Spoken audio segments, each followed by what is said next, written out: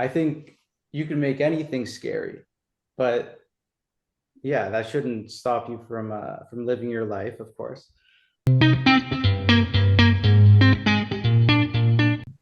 I am very excited today to be speaking with writer Brandon Cohen and director Viv Caldinelli, the team behind Scared Shitless.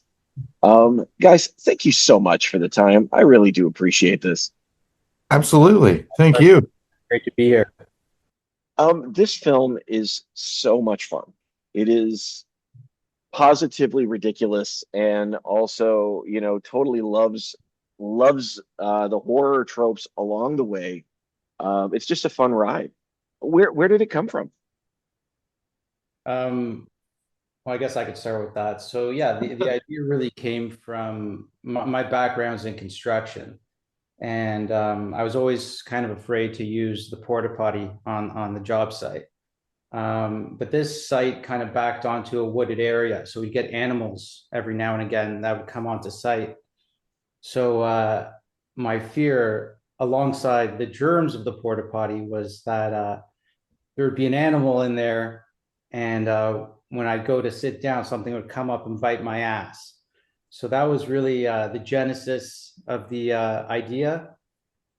And my producing partner Lewis was he was at Humber at the time in film school, and I was in traffic, um, commuting back to Toronto from the construction site, and I called him up and I said, "Hey man, let's make a horror movie."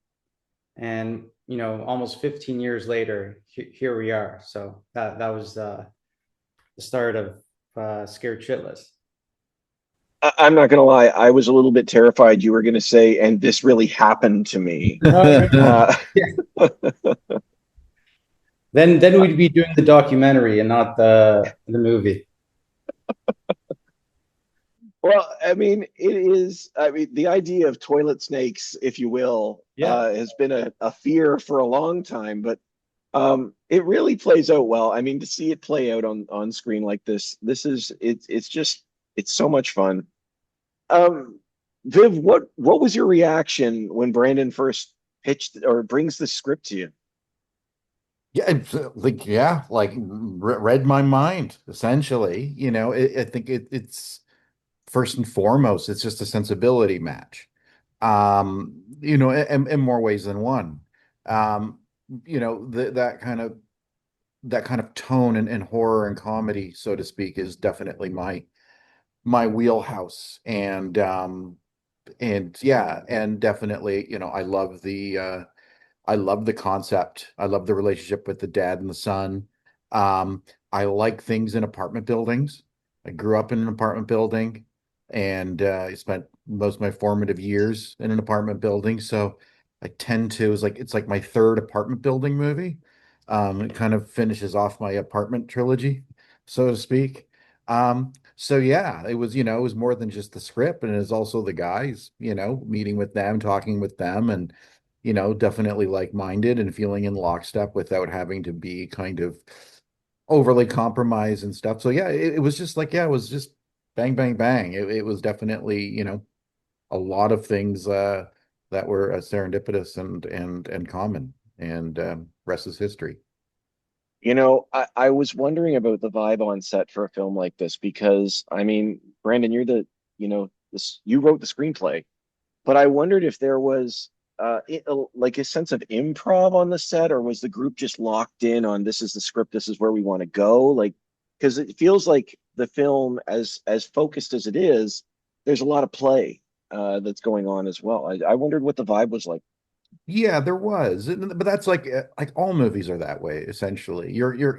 Every stage you're constantly reshaping, rewriting, and tweaking and coming up with new things, and just kind of as a creative entity as we are, that's just like, you do it on set, you do it in editing, you do it in VFX even, you know what I mean? So there's always kind of bits, and everyone brings stuff to the table, especially with the cast and Og especially.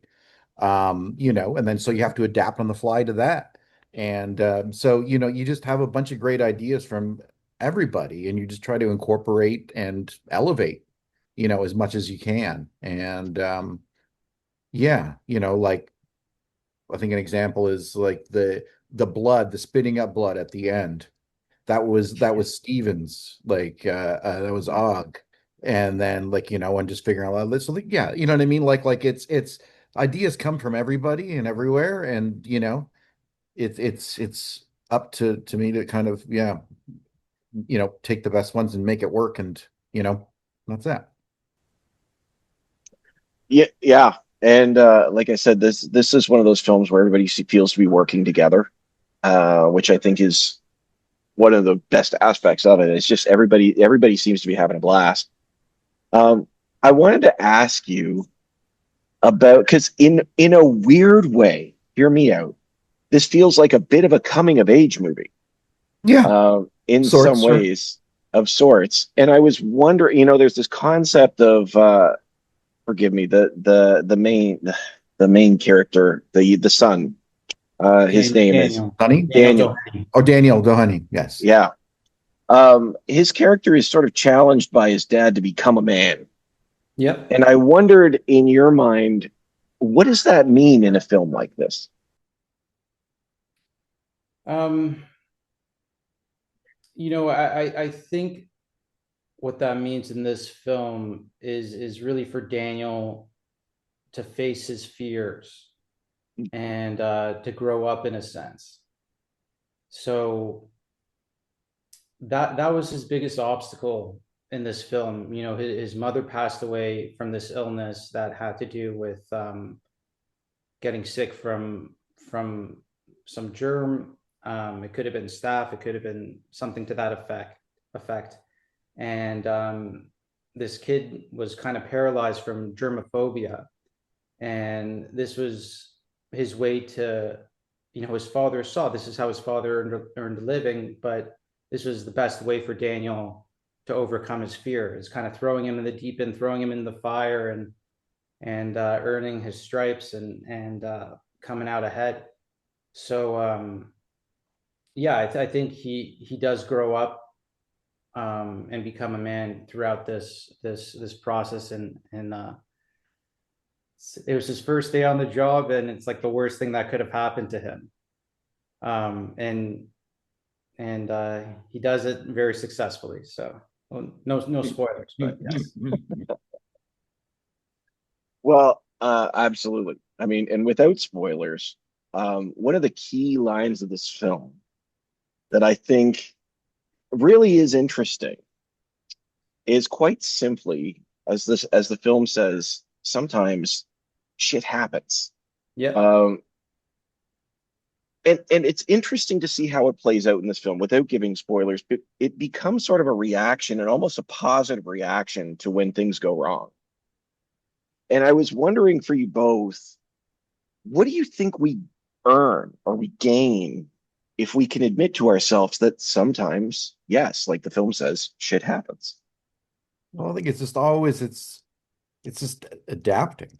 You know what I mean? Like the world's gonna throw all kinds of shit at you, and it's how you act, how you react, and how you rise to the occasion, right? That's really going to define who you are.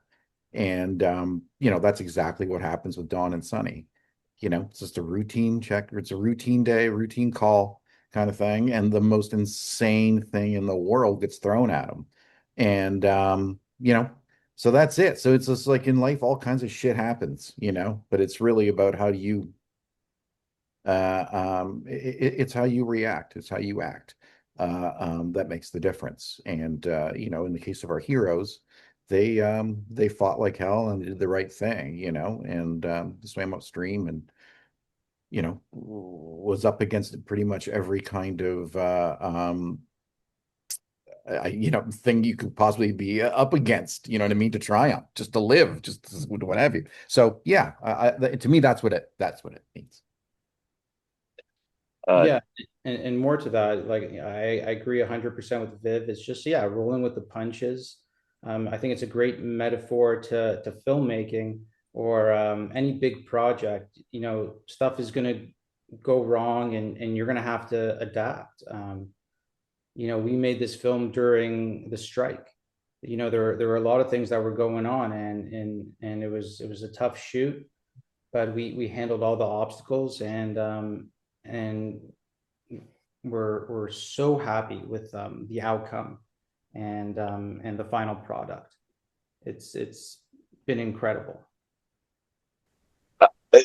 Well, since you brought it up, did that make things more difficult? If I'm sure they did, but working like making this during the strike, like what was Yeah, that process like? it was just strange to navigate. It was just it just added a layer. And then there's, I think the biggest part of it was the uncertainty of everything. So that plays into the filmmaking, the production, and the economics of everything. So it was just, yeah, it brought along a lot of uncertainty at that time, from what I remember. For sure, for sure. I, I'm just thinking about this too, going back to the sort of the tone of the film. I was wondering if either of you had, I mean, this, I guess, Brandon, this came from your experience, but you had a fear that would be exposed in a horror movie, what would it be? I think, anyways, I'm just laughing because you go ahead. Sorry. If I had a new fear, Yeah, A new fear, exactly. other than the toilet snakes. I mean, we know that this is connected with I think reality. I have a lot of fears, which lends itself to writing horror films. I mean, I saw Paranormal Activity not too long ago, and I'm 37, and I make horror movies, and it still scared me. So I think you can make anything scary, but yeah, that shouldn't stop you from living your life, of course. But yeah, like there's like we have the sequel of this film that we're discussing right now, um, and that's about some other things that can scare you regarding these characters. Um, but then there's other screenplays that I'm writing that, yeah, there's just so many things. Like it's like maybe they think that the horror genre has been, you know everything's been covered, but there's so many things to cover in the horror genre, and to have fun with, to shine light on the fears, and then they're not scary anymore. That's interesting. Shining light on the fears so that they're no longer scary. And you think horror provides a lens for that? Yeah, yeah, I think, you put people in some different scenarios, and yeah, I think it does in a way. That's cool. I love that. That's interesting. As long as the characters overcome those scenarios and Right. obstacles. Yeah. Right. Yeah, if they just get absorbed by it at the end of the Yeah, film, then not every horror movie has a happy ending. that's true. Yeah. Well, honestly, guys, Scared Shitless really is a ton of fun, and sounds like we may get to have fun with these characters again, which would Yeah. be absolutely great. Yeah, that's the goal for sure. What do you hope people get out of their time with the film, just as we wrap? Just hope they have a good time. That's it, right? That's what I watch movies for, and it's just to be entertained and just have a good time and just provide like a fun escape, for an hour and a half, and I think we definitely got that at Scared Shitless. It's a good story. It's a lot of laughs and a lot of scares. It's got a lot of things and a lot of good things, and we're quite proud of that. And yeah, and hopefully, it brings on even repeat viewings. Yeah, I do too, and it may, make you rethink the next time you step into the shower as well. Yeah. It's one of those sorts of moments. But honestly, the Scared Shitless is so much fun, and it's on VOD now. Is that as of October 3rd? I think it was available. Yeah. Uh, So it was released that it's going to be on Netflix, Canada, October 14th. Wonderful.